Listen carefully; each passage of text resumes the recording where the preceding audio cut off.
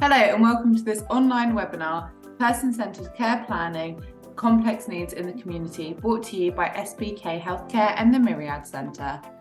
To see more of our online content, please do visit our website www.sbk-healthcare.co.uk, where you can see our online conferences, forums and further webinars. Thank you.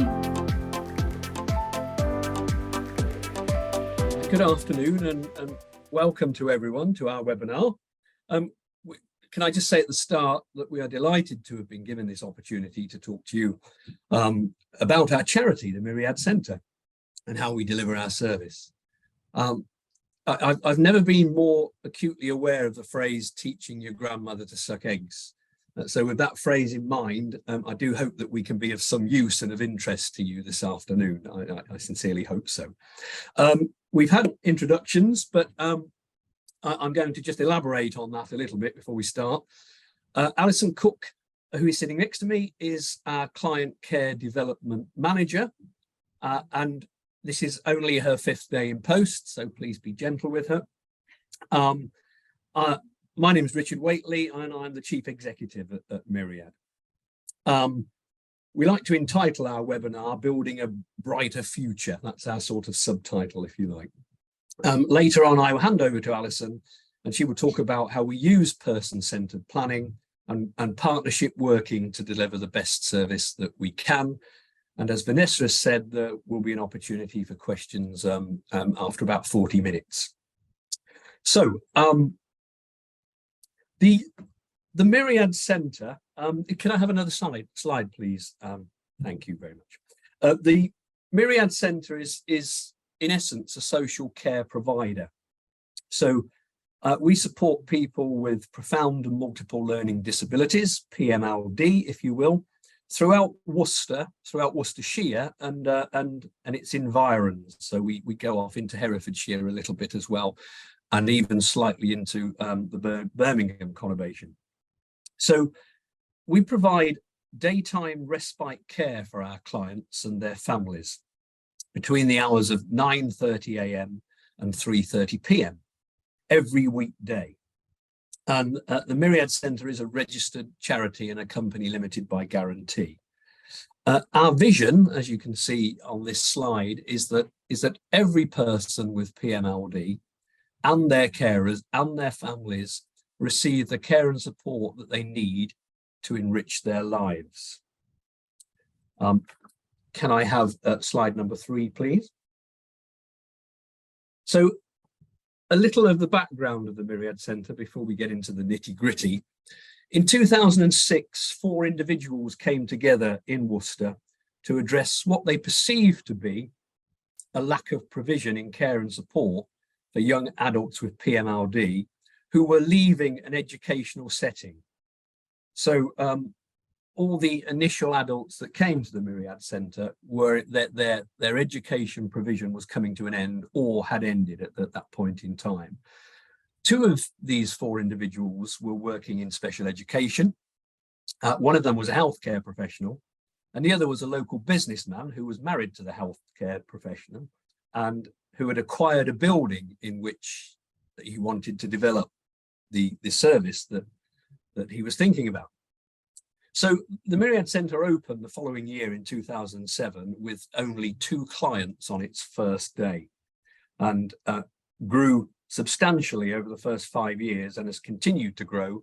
And in our setting now, we have a maximum of 16 clients that we can care for and support each day.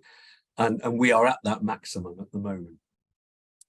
So from the outset, from the very first day, it's been Myriad's aim to deliver a person-centred care model to clients and families.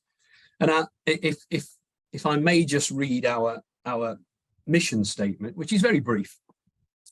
On our mission statement, it says that we are a specialist daycare provider supporting people with PMLD and their families. And we do this through a wide range of care, therapies and activities delivered in a safe and stimulating environment, which is tailored to our clients' individual needs. Working collaboratively, we aim to champion the course of PMLD. So it's a very simple mission statement, but I think it it says it all. We engage with clients and their families through a variety of methods throughout the year. These can be family forums, or they can be as simple as a daily communication system, which we use. The Myriad Centre has just embarked on a 3-year strategic plan to ensure that we remain proactive with our service delivery, and also that we're able to listen to the needs of our clients and their families. Can I have slide number 4, please? So before I hand over to Alison, I just want to talk about the basic challenges that faces a charity such as ours on a daily basis. And Alison will talk more about the challenges we face. But we in essence, we know that our service is much needed because people are telling us on a daily basis, and we have referrals on a daily basis, and we'll talk a lot more about those when Alison comes to the front. But we know we're much needed, and we know that we serve a growing populace of people, a growing cohort of people with complex needs. And we know that they're growing because the figures back that up, and we know that they'll continue to grow. So these are the things that we know that we will always be needed as long as we're able to deliver an appropriate service. What we try to do is deliver a meaningful service. I think that's a really important word, meaningful. And that we support them to the best of our ability in the way that they want to be supported. So that feedback obviously is really important to us. A huge challenge, and it's number 2 on this slide here, is that we are financially sustainable and that we remain financially viable. This has been the big challenge in the 5 years that I've been chief executive here.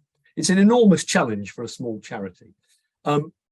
Local authorities, by their own admission, and they wouldn't argue with me on this, are in no position to deliver this service anymore to this cohort of people. They simply do not have the financial or human resources to do it. Therefore, the charity sector has picked up the mantle in this instance.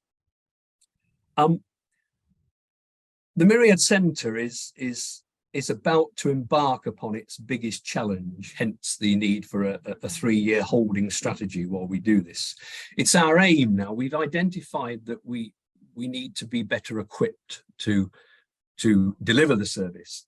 So we've acquired our building, which we didn't own for the first 15 years of our existence, and we're about to demolish it and move to a temporary home for a year, and we're going to rebuild it. The reason we want to rebuild it is we want to create a purpose-designed, flexible and safe environment where we can continue to support clients in the most appropriate way. So it's a huge year for the Myriad Centre, and Alison's going to go into some more detail about the challenges that we face. So without further ado, I will hand you over to Alison for the rest of the presentation. Thank you very much. Alison. Thank you, Richard. So before I embark on the next few slides, first of all to say they're all quite busy, and the reason for that is because they're going to be available as a handout, and I thought it would be useful to have the information available if you need it or you want to look through it and sort of cross-reference some of the things that you might be looking at as concerns or issues. And also to say, I have only been in this post for 5 days. However, I worked for the Myriad Centre in a consultancy capacity prior to that for a couple of years as a clinical governance advisor. So I am pretty familiar with the issues and the challenges that we're facing. So I'm not new to the entire organisation. Safe to say, following Richard's explanation, clearly we're now at a crossroads. And one of the challenges that we have has been that the Myriad Centre is getting an increasing number of referrals for both people who have complex health needs alongside their PMLD, and also for young people that have got behaviours that challenge alongside their disabilities. And for us, this provides it's an opportunity to look at sort of being inclusive and available to everybody. However, it also provides challenges because speaking to parents, for example, a couple of parents say, you know, my child, young person, is very fragile, they're a wheelchair user, they're not aware enough to sort of escape from anything that might be flying around, or people that are mobile, that are either excited or feeling annoyed, aggressive, frustrated. And I'm concerned about how you're going to care for my young person alongside those young people. And equally, people that have behaviours that challenge have different triggers. So what might trigger somebody's behaviour and actually exacerbate the situation for them. So we need to be sure that the service we provide can and should actually meet the needs of clients from both groups, and looking at ways in which we can manage this safely. And as Richard said, we've got this opportunity coming up because we are in a position to look at the design of our building, but also to look at the way we run the service. Can I have the next slide, please? So, as I said, it's about ensuring we provide safe, competent support for both groups of individuals. And for some of us working in healthcare, in social care, sorry, we don't generally employ nurses, and having worked alongside a number of social care providers, that can be a challenge in a lot of situations. And in healthcare provision in the community, so my background is children's community nursing, we would offer a package of care. If there wasn't a nurse available or two competent carers, then a parent was always a second person. And for some of those children with the more complex needs, then the parent or a nurse had to be present. So you couldn't leave the young person with just carers. So that can be a challenge, and is likely to be an ongoing challenge for us going forwards. And we need to build that into the way we manage and plan our services. We need to make sure that staff are competent and confident, which is a key issue, to recognise and manage the triggers leading to distressing behaviours. And as I'll say in my next slide, one size doesn't fit all. So we don't have a sort of toolbox that says this is what you do and this is what the issues are going to be. Everybody's individual and every client matters. Can I have the next slide, please? So we have the opportunities, Richard, to review the way in which we're supporting our clients. And we also recognise that the service that we offer is important to the clients and their whole family. And one of the things that's really valuable about daycare service like Myriad is that quite often it's the linchpin that enables the young person to stay within the family unit as they become young adults and going forwards. We do have some videos. I haven't been able to put them into the presentation today, but we've done some interviews with parents asking them what the added value of an organisation like Myriad is. And one of the key things has been allowing them to have time for themselves.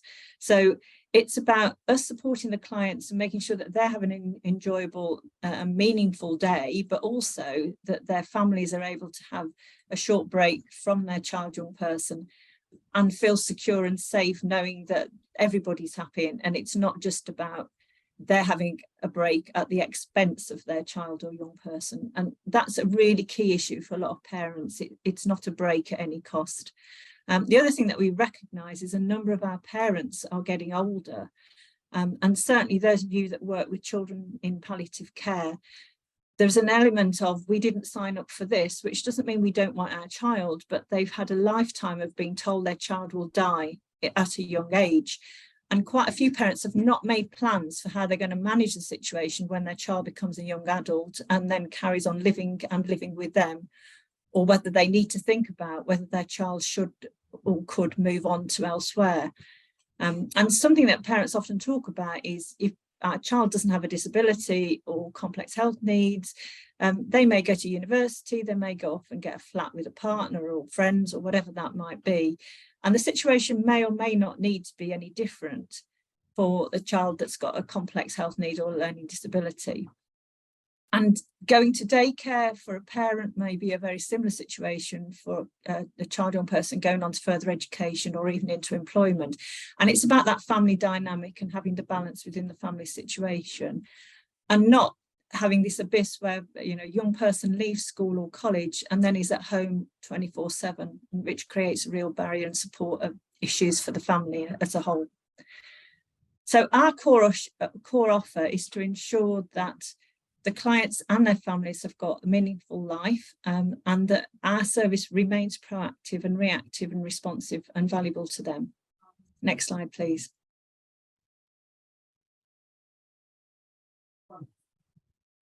Thank you. So how are we going to do all this, or how do we do all this? And it's a $64,000 question, isn't it?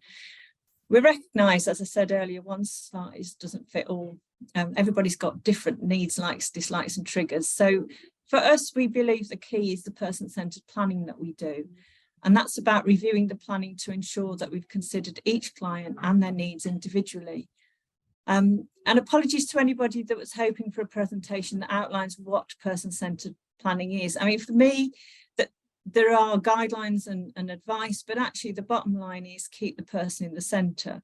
And it's about looking at Johnny or Fred or Mary or Habib or whoever we're working with, but not looking at the asthma, not looking at the epilepsy, not looking at the challenging behaviour as the key issue, because it's about putting them in the centre and also keeping their families in the centre and part of that discussion. Quite often, if you talk to parents, the thing that we think might be the biggest issue for caring for a young person is the epilepsy, or they need suction, or they've got feeding issues. But when you've actually unpick it, what they really want is for everybody to have a good night's sleep. So it's around exploring how we can support everybody to meet what is the most important part of their care needs to enable them to have the most beneficial outcome. So it may include management of many different issues, and that could be primary healthcare needs or behaviour needs, and a combination of both. And what's important in one person may not be an important issue in another person. And by identifying what the needs and the likes, dislikes, etc. of the clients are, we found that we can quite often reduce some of the triggers that might be a problem for seizures, or it may be a problem around challenging behaviour issues, because we're looking at the person holistically and picking up on what it is that we need to do to prevent those situations from arising. So it keeps us focused on the person and enables us to make sure that all the care and opportunities that we deliver are in the best interests of every individual. And I'll talk a little bit about best interests later on in the presentation. Can I have the next slide, please? So the balance is obviously crucial. And one of the things we want to talk about in balancing the needs of different groups of people is maybe could we look at a dependency scoring tool? So for us, that's about seeing what would trigger a high dependency, what's a low dependency. Would our clients have higher dependencies at certain times of the day?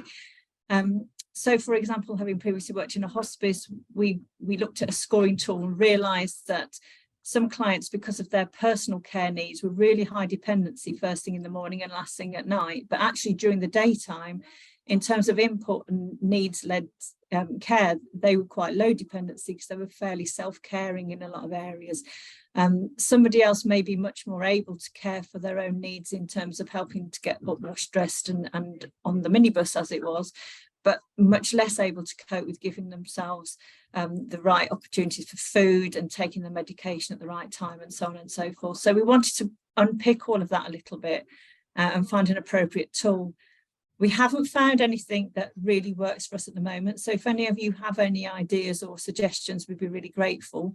And we are considering whether we might need to develop a bespoke model ourselves. So that's something we're thinking about going forwards.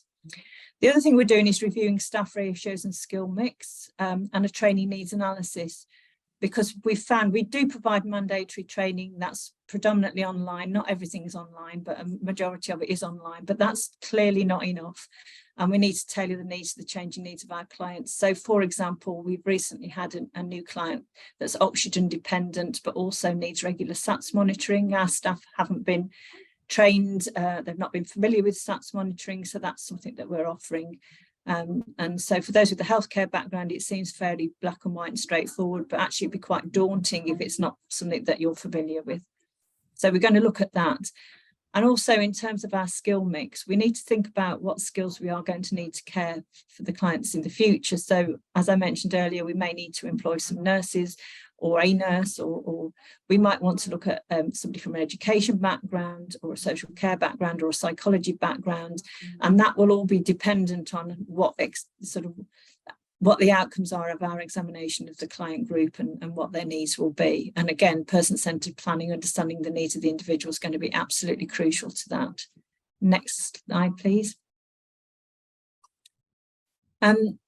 For those of you that are familiar with the Mental Capacity Act, this will be no surprise, but understanding the Mental Capacity Act is absolutely key to really being person-centred in the way we deliver care. And for those of you in children's services, it's becoming more of an issue than it ever was, because previously we didn't really need to concern ourselves in children's care with mental capacity until young people were transitioning at the age of 18. But now mental capacity decisions are actually appropriate from 16 onwards. So recognising that can be absolutely crucial. And it's about understanding how we can involve the clients themselves in the decision making, understanding what their abilities are to make choices, because choices and mental capacity are decision specific. So a person may be able to make a choice about one thing but not about another thing. And it's understanding how that would impact on their life and what the decision really means for them, and then looking at ways in which, if we can't engage them, how can we ensure that those decisions are in their best interests? One of the challenges for working with parents, particularly of young adults, is that parents often assume that they can continue to make decisions for their child beyond the age of 18 because their child has a learning disability. And they'll often say, well, his cognitive age is sort of 2 or 3, but actually legally that doesn't matter. They still, as a person becomes an adult, don't automatically have the right to be, they should be involved in their care. They don't have the right to make the decisions. So we talk to our parents about sort of what provision they've already got in place. And if a person doesn't have capacity to give somebody the authority to make a decision, then they would need to go to the Court of Protection to gain that authority. I've put up some information there about a group which you may or may not already be aware of, a website, myadultstillmychild.co.uk, and that was developed a few years ago with Rainbow's Children and Young People's Hospice in the East Midlands and Leicestershire. There was Leicestershire County Council and Community Services, and we were funded partly through Together for Short Lives, but it was basically to look at how parents can find information about their rights and responsibilities, how young people can find information if they need to about their rights and responsibilities, but also giving more information to healthcare professionals who are advising and supporting parents. So if you haven't already seen that website, I would suggest you have a look. It's really useful. Next slide, please. Mental capacity also helps us to effectively manage the more challenging needs. So whether they're healthcare or behaviour focused, we would want to work in partnership with other agencies. So if a young person is not able to make a decision for themselves, then best interest is looking holistically at the issues and making sure everybody that should be involved is involved in that decision. So obviously parents and families would be asked, but other people that may know them well. So for us as an organisation, a number of our young people transition from school or further education. We have taken sort of older young people, so people in their 20s that have maybe been in another care environment or in residential care. So we just want to do a bit of a first, receive a referral to see who knows them well, and try and involve all of those individuals in giving a contribution to our assessment of what the client's needs might be. So if there's a mental capacity assessor involved, obviously we would speak to them. Other agencies such as domiciliary caregivers and respite centres, maybe a children's hospice, just making sure that we talk to everybody and we're making a joined up decision, because sometimes we can run away with something that we all think is the most important issue, as I said earlier, or that we're running away with what mum and dad has as a priority and not necessarily what's the most important thing for that young person. Just to give an example, we've done some work recently. We had a young person that was referred to us at the Myriad Centre, who's a wheelchair user, got very excited with the minibus, loves travelling on transport, is non-verbal and has PMLD.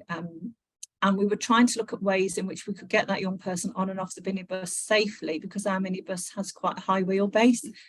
And what would happen was, as soon as he realised that we were at the end of the journey and he was coming off the minibus, or that we were at the start of a journey, he was getting on the minibus, he would get very excited and wave his arms around and sort of really agitated.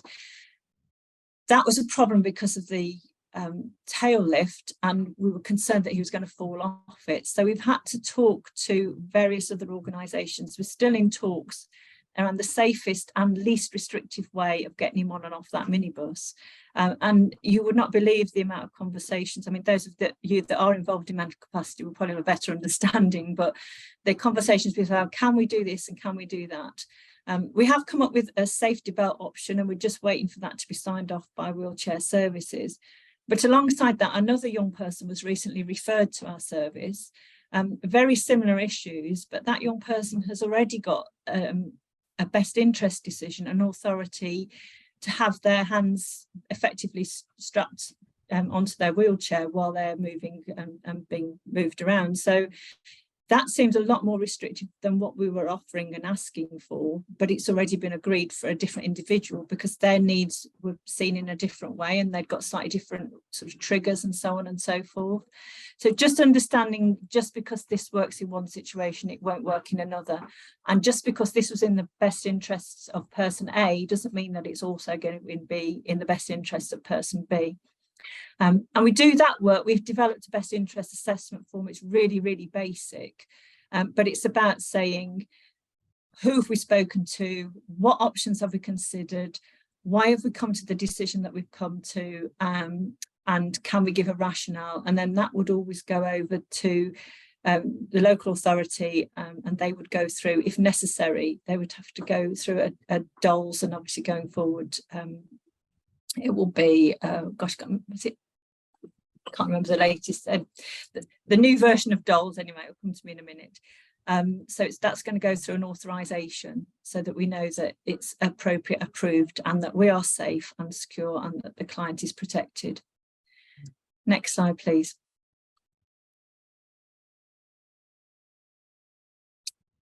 As Richard said, we're in the fortunate position of having the opportunity to proactively acknowledge and address our changing needs. So we are moving to a temporary building while the building that we're in is going to be knocked down and rebuilt. And we're looking at what we might need to put in place to ensure that the best interest of the clients can be met. So we work very closely with a therapy service, and we want to build in opportunities for therapies within the Myriad Centre. Initially, our thought was that we would have a physio room and a therapies room, but actually having done a lot of work around that, we feel that therapies are going to be best delivered as part of a daily activity in a daily routine. So you don't go to therapy, but therapy is part of what you do. So we will have facilities for therapies, but not necessarily a dedicated therapy room.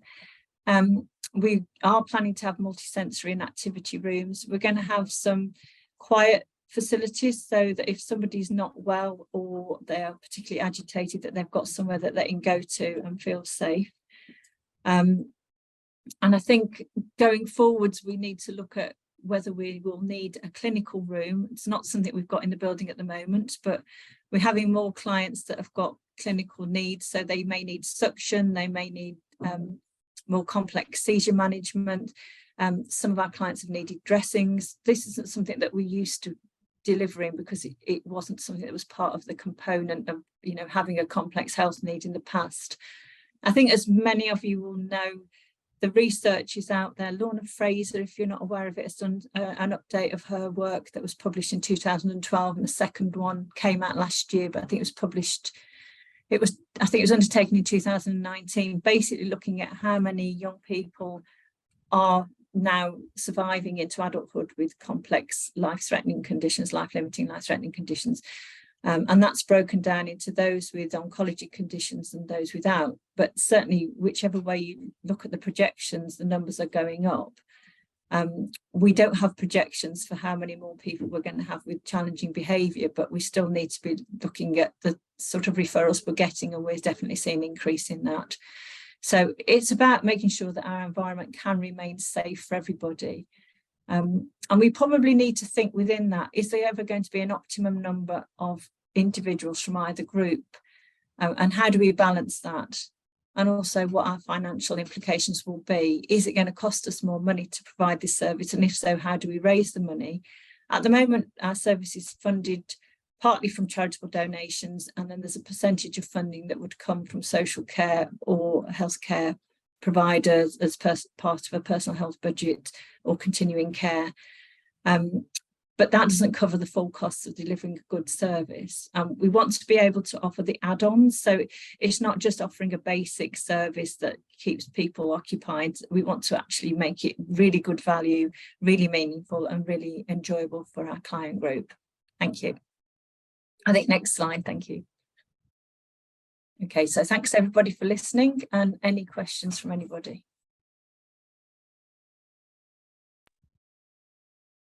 Hello, hi. Hello. Well done. That was really interesting. I particularly enjoyed the story about the bus, although I do hope you're able to remedy that case soon. Could I bring Richard back onto the screen? Could he wheel over? Hi, Richard. So I've got a few questions that have come in. Charles asks, I know why you mentioned nurses specifically. Is there any identified setback to hiring nurses? Meanwhile, I believe they can benefit any capacity from building opportunities you may offer. As an international prospect wishing to transition or reskill to social care, is there any opportunity that you could offer? It's always a question of balancing the books, I'm afraid. When I got here 5 years ago, we didn't have any clinicians, any nurses employed at all. Because of my background, I'm not a clinician, but I've worked in hospice care before myself, and in transitional care. And I always wanted to involve a senior nurse, and now I've got Alison sitting beside me, so I'm very grateful for that. But it's so difficult with, as Alison alluded to, a portion of the lion's share of our income comes from client fees, which is either paid for by the individual or by a care package, as Alison alluded to, by social services or even healthcare, or even independent trusts in some cases. But the level of that income is dictated to by regional authorities, and we have to go cap in hand once a year and say we need some more, and that income doesn't pay for physiotherapy. Something as basic as physiotherapy or hydrotherapy, it does not cover. It covers me being able to employ a limited staff to deliver the service, and I don't have the budget to employ more than one nurse at the moment. That's a sorry state of social care, I'm afraid, and some of you will be very familiar with that. So I employ one nurse. Hopefully one day I'll have a bigger budget and we'll be able to, the way it's going, because we have to ask ourselves these questions about who we're looking after, as Alison's just told you, then I can only see it getting more complex, and I can only see a greater need to employ people with more skills. But we need a budget. We need a budget to do that. I think as well, sorry to chip in here, but we are going to talk to the families and sort of healthcare providers, because if we're taking young people that have got a personal health budget, then it may be that we can negotiate around that package to take on some of the time that they would have their nurse or carer for, to work with their individuals. I mean, one thing that I have a background working at children's hospice, I think I mentioned earlier. One thing that we did some work, particularly with our young people, was to see if they could bring their own PAs into the centre, and sometimes that was nurses. So we had young people that were ventilated 24/7, and we worked in partnership with their local healthcare providers, so that sometimes our team would provide the overnight ventilation support, and sometimes they would provide the overnight ventilation support. It's very much a team effort. Obviously, we're a 9-to-5 service, and as Richard said, I have a nursing background, so there would be a nurse on the premises. So we may be in a position to say, well, when I'm on the premises at the moment, if they come to stay with us with 2 carers, then yes, we could provide that support because we have the support and backup for them. For me, making it viable is just making sure that we've got all of the right protocols in place, and we've obviously got the right insurance in place, but also making sure that if we employ a nurse, that they are supported and they have the correct supervision and oversight and the right support that they would need to do the job that they need to do. And I think if we've got carers on site, it's not to say for everybody we need a nurse, because there may be numerous occasions where we don't need a nurse, but it's making sure that we have the right protocols in place so that if anything happens, there is somewhere to go with it. So we have got a kind of, a competent care is a competent care, and part of that competency is knowing when to dial 999, when to seek additional support. So going back to the whole client-centred care, it would be very much on a client-centred basis. So if we have a client that needs nursing, then I could get, be around to support the carers with that, which is what would happen at home with a parent. And to answer Charles's question, I'm afraid we don't have any opportunities right now, but who's to say that we won't at some stage in the future? So actually, whilst we're on the topic of your workforce, someone's asked if you have challenges with recruitment, retention of staff, and how do you incentivize them? That's a great question, and it's one that I wish I could answer fully, because we have tremendous problems with recruitment. Retention, not so bad. About 4 years ago, we had a horrendous time where we couldn't recruit, and when we recruited, we couldn't retain, because at the support worker level, we're paying national living wage, and the financial model does not allow us to pay any more than that. We'd be out of business within 18 months if we chose to do that and couldn't deliver a service at all. So it's a dreadful balancing act that we have to do on a daily, weekly, monthly, and annual basis. We incentivize, and it won't sound very attractive, I can tell you, but we incentivize with more holidays and having your birthday off and things like that. And I know that the national living wage has had significant increases over the last 3 years. It's not enough, and I wish we could pay more. And what happens when those significant increases happen to the national living wage, the level of the national living wage, and this year it went up by 9.7%. I'm not saying that's wrong, believe you me, I'm really not saying that's wrong. But what is wrong is that the regional and local authorities then don't give us the opportunity to put our client charges up.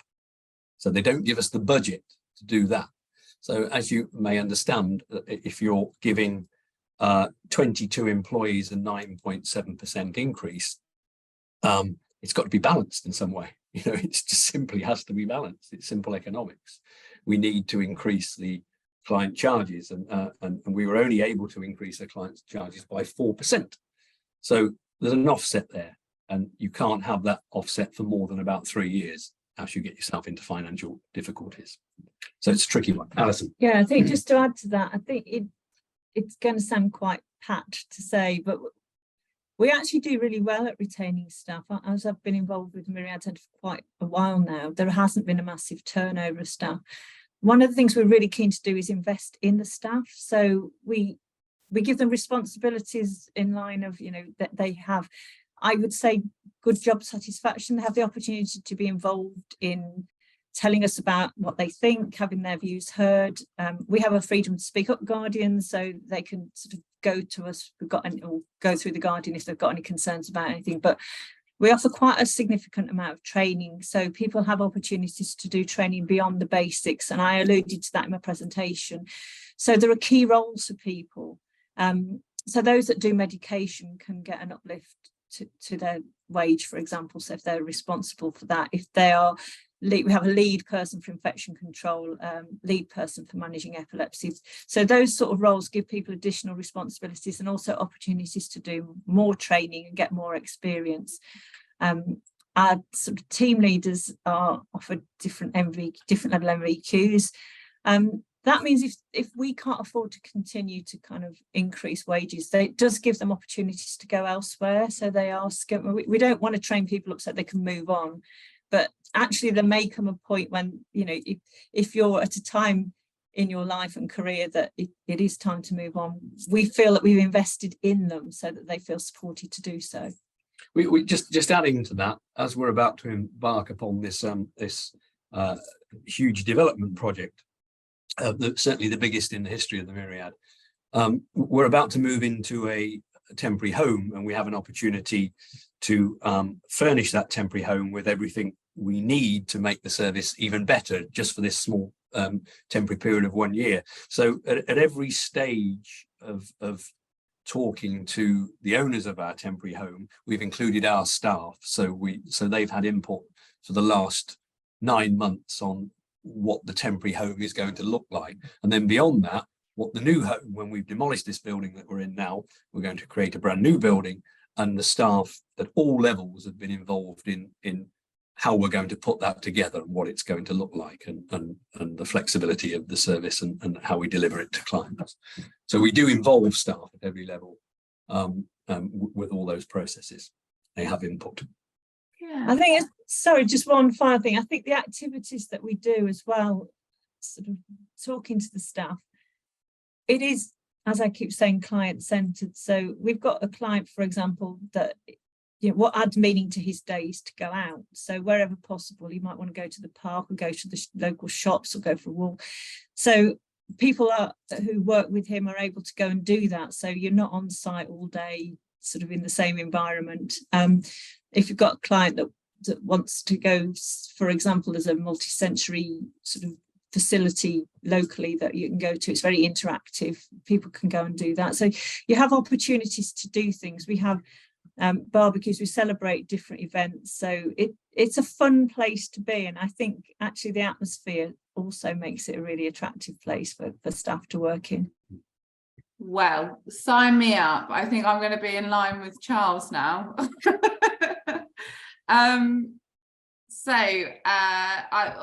Still on the topic of staffing, ratios come into question. So how many staff do you have to care for 16 clients? Is it only support workers, carers, or other professionals as well? Do you want to start with that one? I'll start with that one. So we have 22 staff on that work on a sort of regular basis. We've also got a team of bank staff that support ad hoc. It very much depends on the needs of the client. So as part of our initial assessment of a client, when we accept them sort of to come to the service, there's a decision about what ratio of care we need. And all of our clients will be either one-to-one care, the increasing number that are one-to-one care, or 2-to-1, which different ratio to my usual way of thinking, but it's 2 clients to 1 member of staff. If people could have a lower ratio than that for periods of time, then that will be taken into account over things like lunch breaks, or if anybody needs regular personal care. So we ensure there's enough staff available to cover those opportunities. And we've got a client care coordinator who's the sort of manages the day-to-day running of the service, and 2 team leaders. And the 2 team leaders, part of their role is if we're, for example, if somebody's off sick or we're short of staff for a particular day, or we have one client whose mum will say, oh, he's not going to come next week, and then 4 o'clock on Tuesday you'll get an email saying he's coming tomorrow. But the team leaders are very flexible in their roles, so part of their day, one or other of them is sort of almost on call to support if necessary. But we always staff according to what we expect the ratio to need to be for our clients. In terms of who we employ, they are predominantly care workers, but that said, some of our staff will have they've had previous lives, as it were, so they may or have a degree in something like social care or social science as a part of their background. And again, they can use those skills. If people have skills, we would encourage them to be able to use those. We have a contract with a physiotherapy service, so that's provided as almost like a consultancy basis, but they come in and bring students in. So we have students from the local university and also obviously qualified physio. We have, again, it's all about the partnership working, but speech and language therapists will come in from the community, and other therapists as and when we need them, really. So going forwards, what I want to do as part of this whole dependency scoring thing and client needs assessment is to see whether we really think we need a regular input from X or Y skill. We're not educational facility. In fact, I believe one of our carers did have an education background, but yes, indeed. yeah, but we're not an education facility. But it may be that we do need somebody that's got that background and qualification. So, you know, to lead on activities or things that we offer. 'Cause some of the things we would offer is about life skills, but we're not particularly here to do training around that. But if it's important to the client, we can offer it. So it is a bit of a skill mix, but I think that's going to be a developing and ongoing thing going forwards. Brilliant. So our next question, I've got 2 left. If anyone would like to leave any questions, please do put them in the Q&A box before we sign off at 2. So the next question is, how do you engage with your clients, parents and carers? Okay, so once the client is established and comes to the Myriad Centre, then we have a daily system. Well, besides this, we have an understanding and the relationship is such with our parents that they can pretty much ring us at any time. You know, literally, there is someone here, even though the service ends at 3:30, there is someone here till 5, half 5, 6 o'clock. So the interaction continues and starts very early in the morning when the transport team get in. But there is a daily diary system, and that diary goes back and forth to the client's home and comes back the next day. So there is that communication tool which enhances their ability to contact us anytime anyway. We then have either 3 times a year or quarterly parent forums where they come in and we hire the hall down the road, and we have, you know, up to a dozen families coming in 3-4 times a year. And we try and, well, we make that as interactive as we possibly can. If there's any particular issues, then we give them obviously lots of notice so they can come with those issues and we can discuss them in an open forum or individually after the forum if it's a delicate situation. So we have all of that. Alison, is there anything you want to add to the communication? We do an annual client care review with parents, so all carers, named carers, because it may not be a parent, obviously, if they're in residential care or with PAs that used to be foster parents or whatever that might be. So we do that on an annual basis. But generally speaking, we've tried to do it face to face. Obviously, COVID's been a bit of a challenge, but that's always useful because we will send out information about our care plan. So this is the care plan, you know, is that your understanding of the client's needs? Obviously, as I said in the presentation, part of that will also be talking to other people. So we've gathered all the information we need in order to prepare for that meeting. Majority of our clients wouldn't be able to take part in the meeting, but if they could or can, then they're able to do so. And that's really about sitting around the table, going back to the best interests, looking at the way we plan the care, looking at how the client's needs are being met, whether anything's changed. And sometimes that's a real eye-opener. So we met with a parent not long ago, and her daughter has quite challenging autism and is really structured and rigid, and something that we'd not necessarily seen in our environment. But Mum was saying that when she gets home, she says, you know, I have to go to bed at 6 o'clock because she won't allow me to be up. And I can't watch the television without headphones on because she doesn't like the noise. And it was something we had literally no insight into, and it was just a passing comment. But it's been really helpful for us then to talk to that parent about enhancing their lives. So it's sort of, what can we do to support you to feel happier and more comfortable in your own home with your daughter? Because one of the challenges, how much longer can this continue? And it meant that people didn't visit. There was, you know, siblings or brothers and sisters didn't come and see them at certain times because everything was getting much more challenging. We think that had all exacerbated probably during COVID, and actually it had never it's never been mentioned before, but for us it was a real opportunity to then look holistically at that whole family's needs. So engaging with parents, we feel, is really important. The other thing I don't think we mentioned is email. Email and text, which is frustrating sometimes because people expect a response and we don't always get one. But we would always respond to somebody within 24 hours unless it's a weekend, but people do have the opportunity to do that. So that's useful. I think one thing we haven't mentioned is the new social media Yes. work that we do. I don't know if you could talk a bit more about Yes, so we historically, we haven't been brilliant at social media, and that's probably been my fault. We've recently engaged with a social media expert, I'm going to use that word expert, who's revolutionized or about to revolutionize what we do. So opened up all these types of social media outlets for us to start to communicate not only with parents and carers, but also to raise our profile, because we're going to have this all singing and all dancing new building, and we want to raise our profile in the local community. So we're now interacting in different ways through social media. Not only helps our communication with clients and families, but also with local businesses, local community activists, and our local politicians and potential stakeholders and all those sorts of people. And what we also try to do is we have a number of events a year where we just socialize with parents. So outside of any issues or anything we're trying to resolve,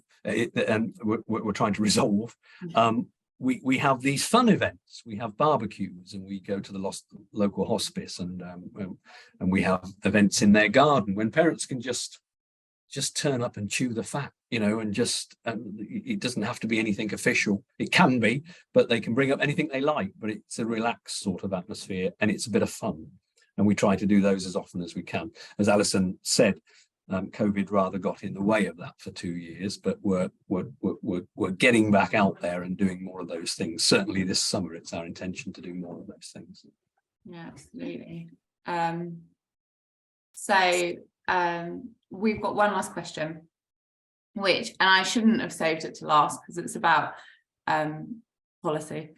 So it's, how do you ensure that you're up to date with issues such as the Mental Capacity Act?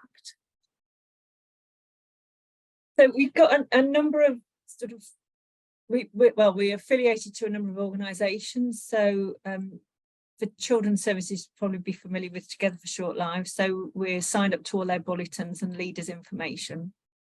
Similarly with Help the Hospices, or Hospice UK as they're now known. We get bulletins from the Worcestershire County Council, so anything that goes around on a round robin. And we're also signed up to some health and social care updates on websites, and just a matter of being obviously being aware of the news and so on and so forth. And also our social media person is sort of looking at Twitter and keeping abreast of all of the latest events and sort of raising issues if they're not sure whether we're already aware of them. So there's quite a lot that goes on with that. And I think for me, it's about continuing to build and maintain relationships. So obviously attending forums like this is really useful, and like this training today, that these kind of events are useful, attending conferences and transition issues, but it is about really knowing who to speak to and getting the information in on a regular basis. But we also have quite a good working relationship with Worcestershire County Council commissioners, who are really supportive. I've worked across 3 counties, and I'd say this was the best. This is the best commissioning group I've worked with. Certainly, they're very responsive to our needs. They can't always give us as much money as we ask for, but they're very good. They're very supportive. So we also have. We're governed by a group of volunteer trustees, as many registered charities are. Well, all registered charities certainly should be. So we have a group of 9 trustees who have a varied set of skills, and we're constantly updating our skill set on our board of trustees. 3 of the board of trustees sit on a clinical governance oversight group, so they're always sort of challenging us and making sure we're doing things properly. And then we have a subcommittee of the clinical governance group, which we call a safeguarding group, and so we meet quarterly for the clinical governance, and we meet pretty much every week for safeguarding, and then quarterly officially with the board representatives. So we have a good governance structure in place, and we have a nice balance of skills on that board of trustees. So, and we're really grateful for that. Brilliant. Well, thank you so much. I really appreciate your time, and I'm sure our attendees have as well. You deliver an amazing service, and please, actually, let's shout out your website so that people can have a look. Where can they look at you? They can look at us at all the W's, myriadcentre.co.uk. And they can email me on rw@myriadcentre.co.uk. That's brilliant. Thank you so much, Rich and Naz, and I really appreciate it.